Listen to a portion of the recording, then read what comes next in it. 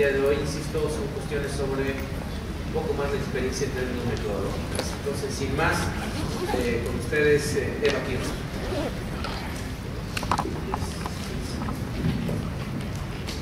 Yes, thank you very much for this introduction. And thank you for inviting me to this seminar. It's my second time in Mexico City. I'm very happy to be here. And I have to apologize for not being able to speak in Spanish. I realize I'm the only one speaking in English, so I'm sorry for that. My Spanish is just non-existent, so apart from a few words, I'm sorry I don't speak Spanish. Okay, closer. Since this is a seminar on methodology, and I work for an institute that researches innovation, I chose a topic that in innovation research is still not well enough studied, so there might be some methodological issues. And this is the measurement of organization innovation. Organization innovation as a non-technological innovation. I'm sure all of you have an idea what innovation is. And we all know very innovative products like the iPod or a fancy new car, and we all know this is an innovation. And mostly this is linked with technology. So I would like to challenge this view and concentrate today on non-technological innovation. And I will go a bit into conceptual methodological challenges in measuring it. Because as I'm sure you all heard the saying, what you can't measure, you can't manage. So it's an important issue to measure innovation and to have indicators to be able to assess how innovative are companies, how innovative are nations or countries. I would like to proceed as follows. I would like to give a short introduction on the importance of non-technological innovation. So why do we want to talk about non-technological innovation in the first place? Then I would proceed with mapping out some conceptual challenges in around measuring non-technological innovation, and particularly organizational innovation. And then I will go into more detail considering the different forms of organizational innovation, how can we distinguish them, and the outcomes of organizational innovation. So what is the result of an organization innovation? In technology, we know patents, we know R&D, these are well-known indicators, but in a non-technological sense, we don't have so many good indicators to measure it. And at the end, I would like to show you some empirical work that we did at our institute and propose one statistical method that might deal with the issue of non-technological innovation, and this is structural equation modeling. So I won't bore you too much with that, just at the end for a short time. Okay, so what's the relevance of non-technological innovation? Why do we want to talk about this? Joseph Schumpeter, who is considered the founder of innovation research, back in the 1930s, he already proposed a number of different types of innovation. So this is not a new idea. Already back then, he distinguished between new products, methods of production or production processes, new markets, new sources of supply, and organizational forms. So to map out innovation as a holistic and very broad concept has been there from the beginning. But then somehow on the way, the last three of these got lost. So innovation research has concentrated on the first two for quite a number of years. And only recently has the concept of innovation got broadened again, so non-technological aspects came into the consideration of innovation again. Some propose a twofold distinction when we talk about innovation. One dimension being product and process dimension of innovation, and the other, the technical and non-technical aspects. I will show you in a few minutes how we at our institute work with this distinction and came up with a model of innovation mapping out the taxonomy. But first I would like to mention that the latest manual of the OECD, which deals with the measurement of innovation, has already recognized organizational innovation and service innovation as important parts. So while for decades these types of non-technological innovation have been mostly neglected, in the last years we see a revival of these concepts. And so there are some indicators in Europe. In Europe, we have a survey called the CIS. This is the Community Innovation Survey, which compares the innovation capability of European countries. So this survey is conducted in all European countries, and up to a few years ago, it only had indicators of product and process innovations, mostly technological thing. But the latest two rounds, there have been also service and mostly organizational innovations. So this is just to tell you that there's a shift happening from the technological focus on innovation to a broader understanding. We at Fraunhofer ISI, we come up with taxonomy, and we like to work with this four-field taxonomy. And here are the two axes that I mentioned before, process dimension and product dimension on the vertical, and technical dimension, non-technical dimension on the horizontal. And if we take that as two axes, we can map out four types of innovation: products, new products, services, technical processes, and organizational innovation. So products and processes are mostly technical. We can view them, and their innovation, the measure of the innovation can be viewed with the eyes. It's a very tangible thing. We could call it material also. On this, in this area, service innovations and organizational innovations are, my laser pointer just died, I'm sorry. On the right-hand side, the non-technological axis, we have service innovations, organizational innovations, which are both immaterial and non-technological. And of course, this is just an analytical distinction. In real life, this doesn't happen so clearly. So we have these interdependencies, the round circle in the middle. So typically, when we have a new product, we also simultaneously have new processes. We have organizational forms that need to be adapted. So they tend to come together. This is just an analytical distinction for measurement issues. Also, of course, innovation is not just happening in those four fields. We have a lot of resources. So in the bottom, we have even meta-resources like creativity, knowledge, culture, which are very important, but are, as you will all agree, even more difficult to measure than the four fields. And at the other end of the spectrum, we have the marketing and distribution. So coming from the bottom to the up, we see a higher degree of marketability. So the higher we get on this graph, the more closer we get to the market. So of course, creativity and all of that is very far away from the market. Organizational innovation, technical processes also are quite far from the market because they happen inside the company. We don't sell an organizational change, nobody pays for that. They pay for products and services. That's where the market interface happens. Everything below that happens in the organization and in the people. So R&D related innovation indicators, which used to be the mainstream of innovation indicators, are mostly related to products and technical processes. So the left-hand side. Oh, here it comes again. Great. I like to show that because it's easier. Okay, so this is related to this area. But as I mentioned, firms can be innovative through different paths. So it is thinkable that just by reorganizing, not having new products, not having anything new, just by reorganizing, we gain competitive advantage because delivery is faster, or customers are more satisfied, and this is a competitive advantage.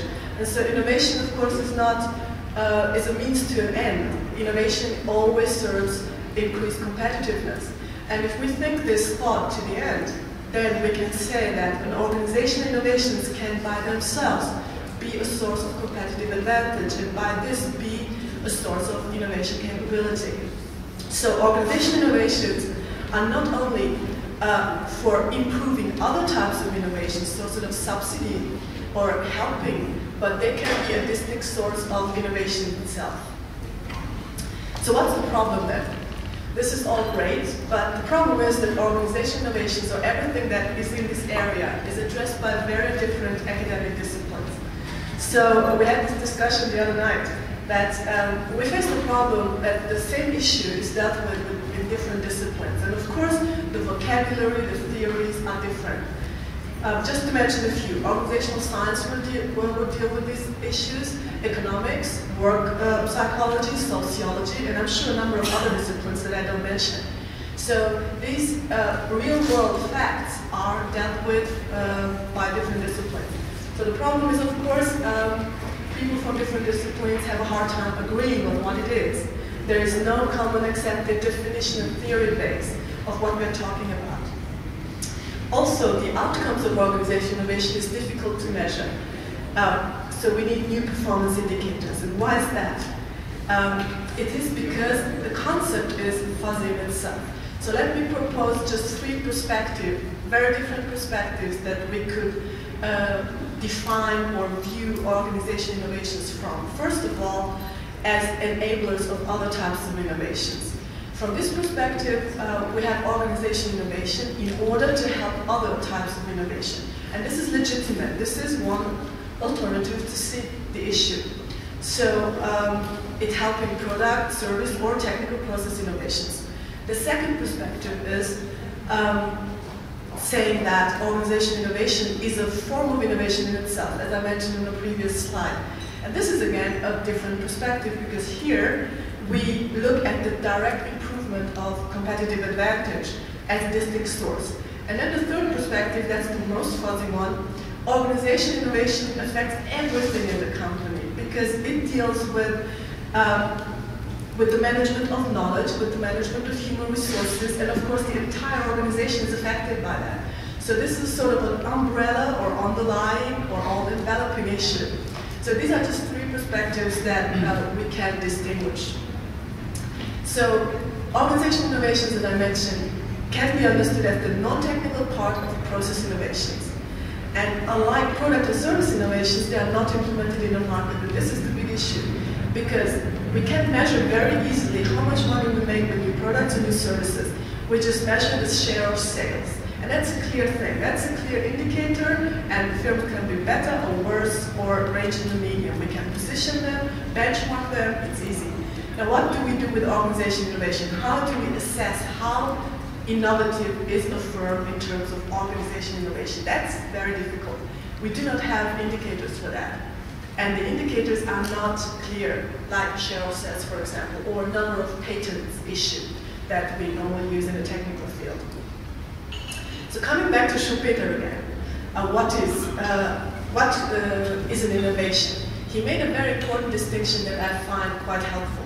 He distinguishes an innovation from an invention. There are very smart things, new things, innovative things that are inventions. But not every invention is an innovation. So when does an invention become an innovation? When it's successful. So we first need the success, whatever way we measure it. It could be economic success, market success, it could be social success. Some form of success distinguishes an invention from an innovation. If we proceed along those lines, then we face the issue, what's the difference between organizational change, just changing something, doing things differently, and an organizational innovation? And I think there are a few big factors that might help us here. First of all, intentionality. Typically, organizational innovations are not only random changes. So changes could happen randomly, but mostly innovations are done with the perspective of success. And at that point, intentionality enters the picture. Also, it typically has a specific aim. So we have an intended outcome, and people in our organization could actually voice it. So if we ask them, why is it that you do this? They have a pretty good idea why this is done. So there is a degree of intentionality and intended outcome. So I propose following distinction. An organizational innovation, it will be mostly an organizational change, very probably, but not every organizational change is also an organizational innovation, because we have this distinction. And when can we draw this distinction ultimately? It will be only ex post, after the organizational change or organizational innovation has been implemented and 1 or 2 years have passed, so there's time for the effects to manifest. They don't manifest immediately, so we always deal with time lag problems. Now, this is just the introduction of the complexity of the problem. Now, when we start to actually map out the different forms of organizational innovation that we might measure, because if we want to measure something, we need to measure the thing itself and then the effects. So let's start with the issue itself. Excuse me. We have three challenges when we distinguish the different forms of organizational innovations. First of all, we are dealing with very different aggregation levels. I'm sure you all have a fuzzy idea what I'm talking about when I mention organizational innovation. Sorry, I need a bit of water.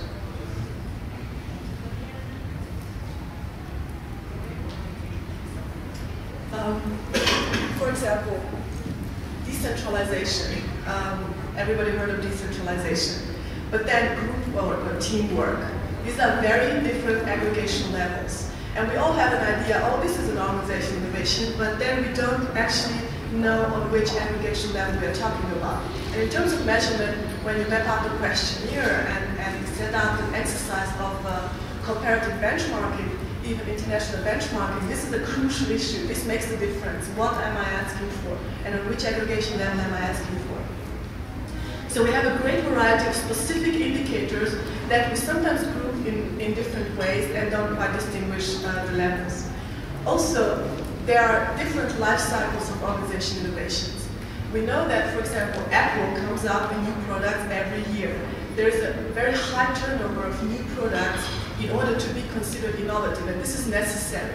I can't sell the same product for 10 years and be considered innovative. But then think about the organizational change. Does teamwork become old after 3 years? And I don't think so. It is not the same life cycle.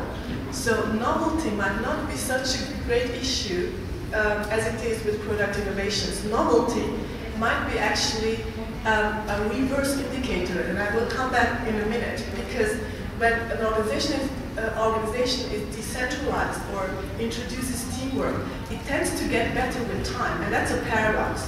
Like, the longer it's done, the better it gets. It's not that way with products. The products get old. In 3-4 years, nobody's excited about a cell phone. We want a new one. We want something different. But with organizational innovation, that doesn't apply.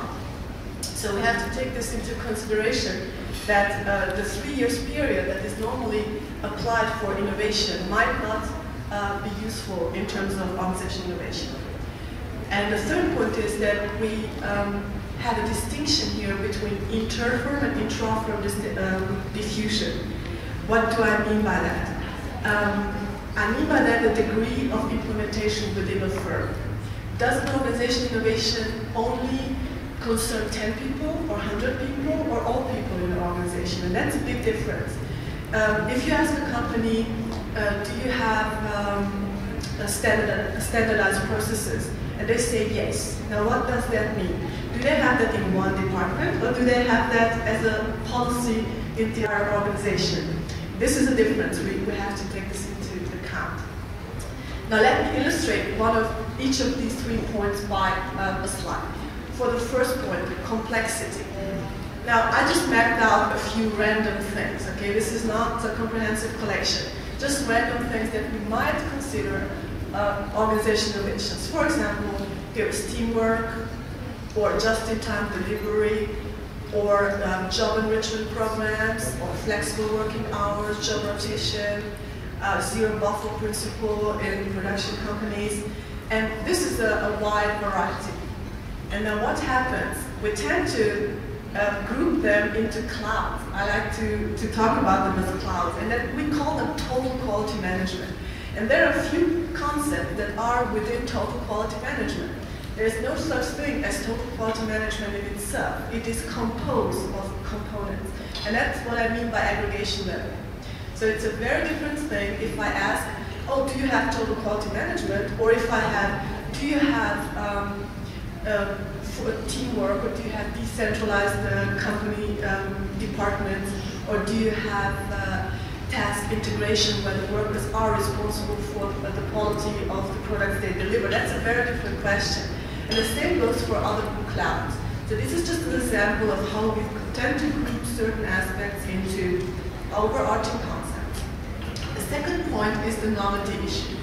These are data from a survey that we conduct every 2 to 3 years in Germany at our institute. And we ask the companies, do you introduce some of the concepts? Teamwork, task integration, decentralization, continuous improvement processes, and segmentation of production. And we actually asked for the year of introduction. So we have like, oh yeah, we introduced it in 1984 or 1995. And then we selected the companies who introduced it 3 years ago or any time before 3 years ago to see what difference does it make if I apply the 3-year criterion of innovation. And the results are quite surprising. Only the vast minority of companies have introduced this just within a 3 years period. Most of them have introduced it longer ago. So the large bars are the share of companies that have introduced Teamworks 4, 5, 6, 7, whatever years ago, and only 5% have introduced it recently. And now the question is, are those 5% maybe the latecomers that didn't realize in time that this is important? So if we apply the criterion of novelty and we say, oh, companies are innovative if they introduced the concept 3 years ago or closer to the time, we actually might catch the latecomers instead of the innovators. And that's a reverse criterion, and we should be very aware of that because it could lead us to the wrong conclusions. Now the third illustration is with the same data.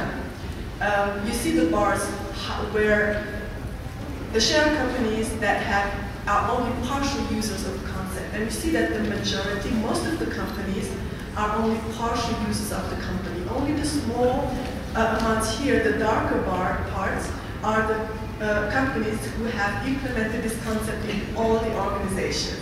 So we see there's a big difference between those who use the concept all over the place in the organization or only in certain departments. And of course, the effects cannot be the same. It cannot be the same if I just apply something as a pilot study, or if or a pilot application, or if I have an overarching concept and an orientation towards those issues. So, what about the outcomes? We've seen it's difficult enough to measure what it is. Now, what's the outcome? What's the effect on an organization innovation? Now here we face the issue that we have multidimensional relationships between organization innovations and their outcome. We cannot say what's the effect of organization innovation. First of all, we have to define what is it, what do we mean by the organization innovation, and then there will be no one best indicator, like the share of sales, for example. So it is a multidimensional phenomenon. Also, we have different categories of outcomes, at least 2 different categories, firm level and employee level. That's the classical distinction. So what would be a few firm level outcomes of organization innovations? What would companies aim at when they introduce organization innovation? Well, for example, to improve the quality. That's a standard measure. They want to improve the quality. Or reduce the cost, make processes more efficient. Or reduce time to respond, flexibility, customer orientation, but also increase productivity, or to be able to produce more product or service innovations. Simultaneous engineering, for example, is clearly introduced with the aim of increasing product innovation. That's the aim of simultaneous engineering. But then we have the employees. So from the employee's perspective, that's different.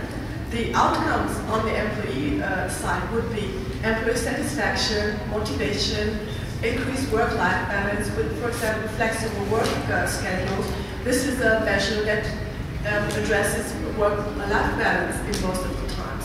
So we have at least these 2 dimensions with outcomes. We can't just say, oh, what's the outcome? What's the outcome from whose perspective? The firm's perspective or the employee's perspective? Also, firms typically do not introduce one change or one innovation. They have many innovations at the same time. And those measures can have 2 different kinds of relationships. They can complement each other, help each other in the same direction, or conflict each other. An example for complementarity would be task integration, when a worker does many different tasks himself. It's not tailoristic, it's more holistic work organization. And flexible working schedules. So both these concepts aim at increased flexibility When we have both, it's the same direction. But then we have conflicting effects. Standardization, ISO certification, for example. It increases quality, it does, that's why it's done. And standardization does increase quality, but then at the same time, it tends to decrease flexibility. So these are opposite measures. Either we increase quality and lose our flexibility, or the other way around. And we have to make a decision what's worth it and how much. So this is, we might have conflicting effects, and actually in case studies, we find that companies struggle a lot with introducing a lot of concepts and then figuring, oh, our performance is not getting better, because some of the concepts are actually aiming at opposite directions. So it is important to think about the effect of different measures in terms of overall performance. Now, to sum up what I've said so far, this is just the conceptual considerations. We have the clouds, the different dimensions, where we tend to talk about. Then we have the concepts themselves. Then we have the outcomes. And we have the misfortune that we have these fuzzy relationships all between all of them. So this is not a clear situation. And to make things worse, we're dealing with time lags. So between the concept implementation and the outcome, we always have a time lag that we have to deal with. The effect doesn't show immediately. Now this looks pretty discouraging at the first sight. Like, okay, so why bother? You know, we can't measure it, it's too complex. But then we still want to know, like, for example, in Europe, it's a big issue to benchmark countries in terms of their innovativeness of the organizations. And they want to know, policymakers want to know, how can we measure it? Tell us, how can we make a benchmarking of countries? Where are the companies most innovative? So where can we look for good examples and teach other countries how to do that, or other companies, or transfer knowledge? And for this reason, we actually have to struggle to measure that, even though it's a complicated issue. So I would like to propose one way that I think might be feasible to deal with these things in terms of statistical modeling, how we can tackle these very complex phenomena.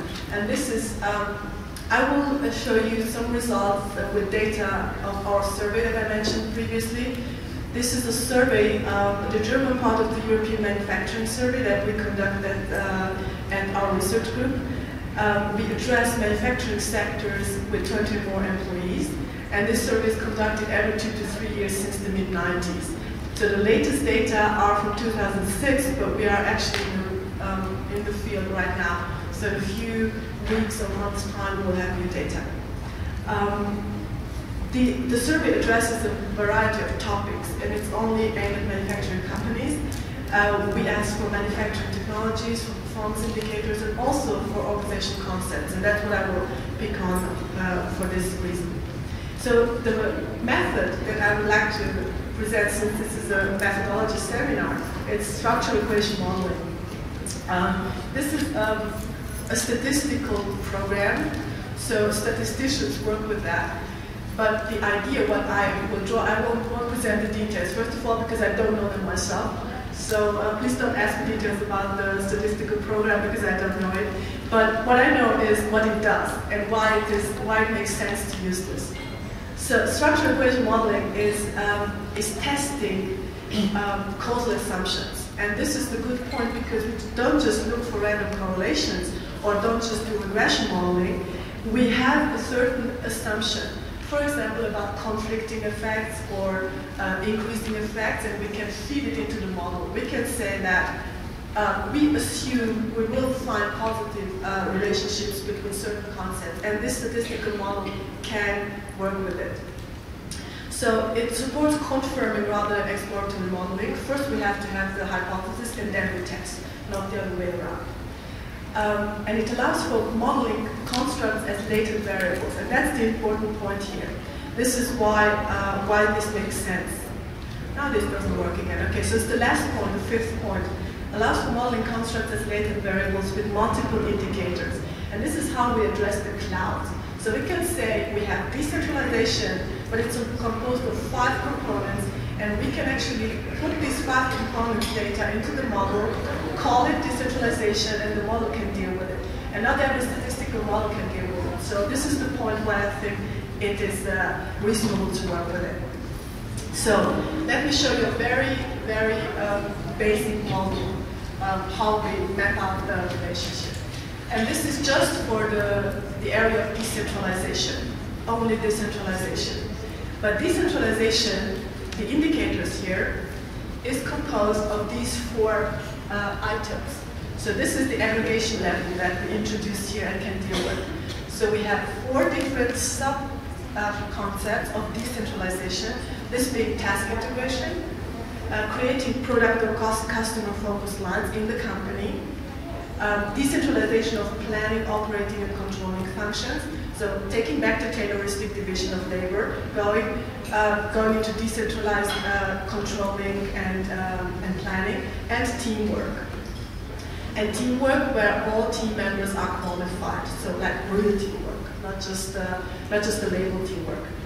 And also to deal with time lag, we discounted every company that says we introduced it just 2005 or 2006. The data are from 2006, and we took only the companies who have introduced it before 2005 to allow for time lag. Otherwise, we don't know if this is the effect or not, because we have a time lag problem.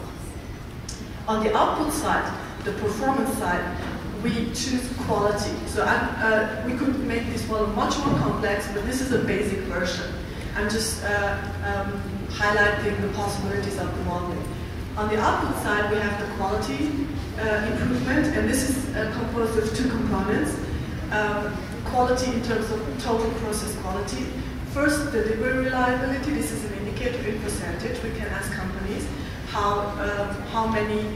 which percentage of your products are delivered in time, and they name a percentage like 85 or 90. And reworker scrap rate, so which amount of your products have to be reworked because they failed.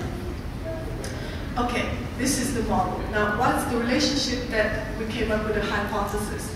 I mentioned before we need a hypothesis at the beginning.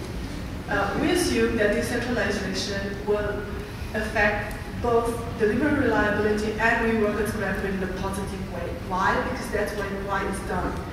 We decentralized to make processes more reliable, more quick, more flexible, and to go down with quality problems, because people can deal with it when they work. They don't have the bottlenecks. We don't have the bottlenecks in a sequential way.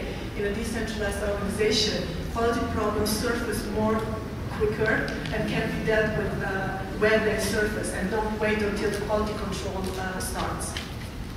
And we have a negative relationship between the 2 output factors, between the rework and scrap rate and delivery reliability. So the more problems I have with fake products, the worse my delivery will be, because I cannot deliver this product in time. So this will be assumably a negative relationship. These are the 3 basic hypotheses in terms of how does organizational change affect outputs. Now we have, of course, and this can be extended to ad infinitum, structural variables. Of course, firm size is an issue, and of course, product complexity is an issue. I'm sure 10 other variables might be an issue, but we only consider those 2. So, for example, in bigger firms, we assume that these effects will be stronger. Why? Because bigger firms profit more from decentralization than smaller firms. Smaller firms do not need so much decentralization because they do not have so many departments in the first place. A company with 30, 40 people doesn't have too much segmentation just by the size. Also, companies which produce very complex products face more problems with bottlenecks and waiting times than smaller companies.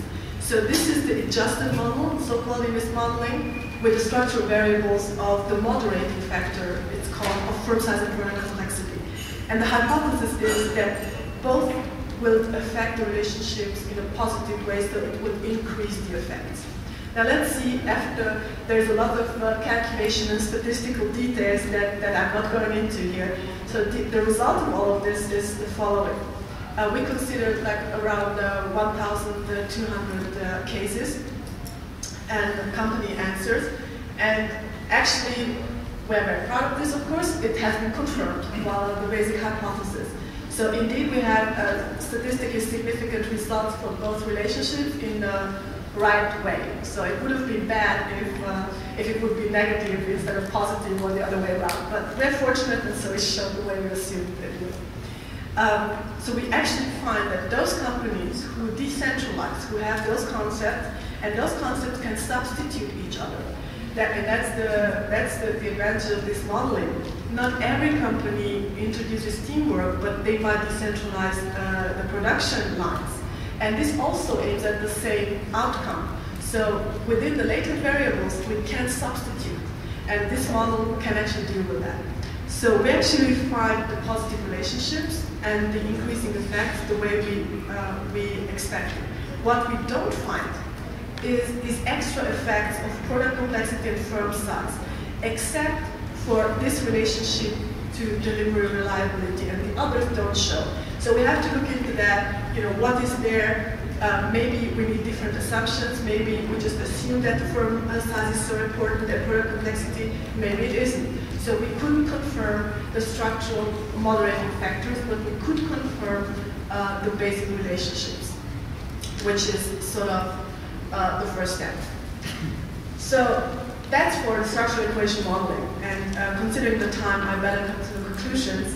So organization innovations as a new field of research in terms of measurement is challenging because they can be both enablers for other types of innovations, but they can be also a distinct form of innovation. And therefore, the measurement of them is methodologically challenging, not only because of that, but because it's a new field and it's a fuzzier field than the technology we're dealing with up to now. We have three different issues: the complexity, the clouds, and the indicators. So organization innovation is a multidimensional phenomenon. They tend to have longer life cycles than product innovations, so we cannot cut off by the 3 years threshold and make it easy as we do with product innovations. We have to actually look into it and see what it actually means. Then we have significant differences in the intra-firm diffusion, the extent of implementation within the organization, and we have multidimensional relationships between the innovations themselves and the outcome. And this is where assessing the effects can become very tricky. And so that's why I was making this little excursion to structural equation modeling, because I think this will gain some importance in the future when we deal with these fuzzy concepts and modeling latent variables. So thank you very much. That was it, and I'm happy to receive some questions. Thank you.